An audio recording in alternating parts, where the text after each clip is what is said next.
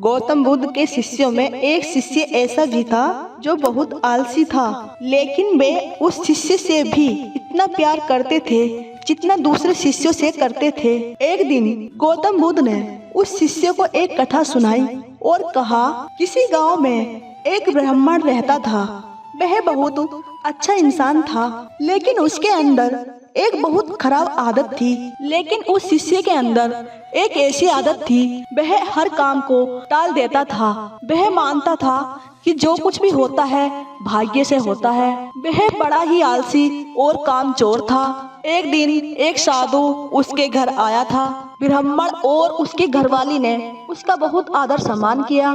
साधु ने चलते समय उस ब्राह्मण से कहा कि तुम बहुत गरीब हो, लो मैं तुम्हें पारस पत्थर देता हूँ और 7 दिन के बाद मैं आऊंगा और मैं इसे ले जाऊंगा। जितना सोना तुम्हें बनाना है तुम बना सकते हो। ब्राह्मण ने पत्थर ले लिया और साधु वहां से चला गया। उसके जाने के बाद ब्राह्मण ने घर में लोहा खोजा।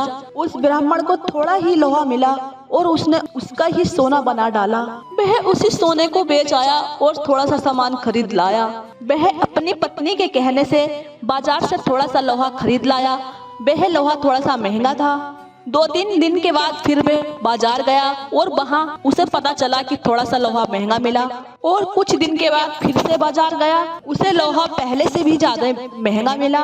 उसने सोचा कि कोई बात नहीं, 2-4 दिन के बाद इसका रेट तो फिर से गिरेगा, चलो फिर खरीद लेंगे। लेकिन लोहा सस्ता नहीं हुआ, वह पहले से भी ज्यादा और महंगा हो गया। ऐसे ही दिन धीरे धीरे बीतते गए और इसी तरह 8 दिन बीत गए और वो साधु उस ब्राह्मण का घर फिर से वापिस आया। उस साधु ने अपना ब्राह्मण से पारस पत्थर वापस मांगा।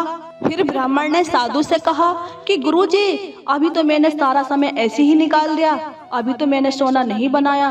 गुरुजी, आप इस पत्थर को कृपया करके कुछ दिनों के लिए और छोड़ दीजिए। लेकिन साधु नहीं माना। फिर साधु ने कहा कि तुम जैसा आदमी जीवन में कुछ नहीं कर सकता।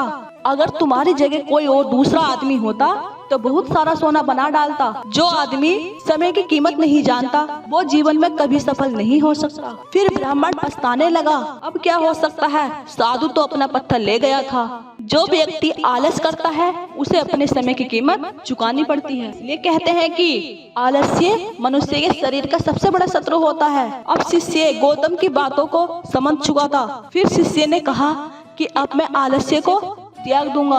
फिर उसके बाद उसने जीवन में कभी भी आलस नहीं किया। तो दोस्तों, हमें इस कहानी से ये शिक्षा मिलती है कि हमें जीवन में कभी भी आलस नहीं करना चाहिए। अपने काम को हमें समय से बिताना चाहिए और हमें समय की कीमत जाननी चाहिए। अगर आपको हमारे वीडियो अच्छी लगे, हमारे चैनल को सब्सक्राइब कीजिए, वीडियो को लाइक और अपने दोस्तों में शेयर भी कीजिए। तो मिलते हैं दोस्तों इसी तरह की एक नई वीडियो के साथ। आप अपना ध्यान रखिए और हमेशा खुश रहिए।